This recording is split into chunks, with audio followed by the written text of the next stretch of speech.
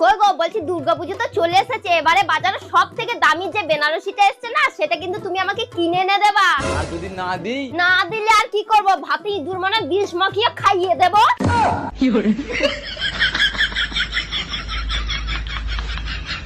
আরে কোথায় যাচ্ছ তুমি? এই তো একটু বাজার যাচ্ছি, এক্ষুনি চলে আসবো। হ্যাঁ, টাইম মতো বাড়িতে ঢোকো, নাহলে রাতের ভান্না তোমার কপালে জুটবে না।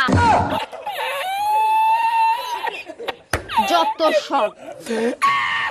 কই গো, এই নাও তোমার জন্য কেক নিয়েছি, কেক খাও। ও মা, তুমি আমার জন্য কেক নিয়ে এসছো? সরি, হ্যাঁ তখন আমি তোমাকে রাগের মাথায় অনেক কিছু বলে ফেলেছি, তুমি কিছু মনে করো না। হ্যাঁ, তুমি আমাকে সরি বললে?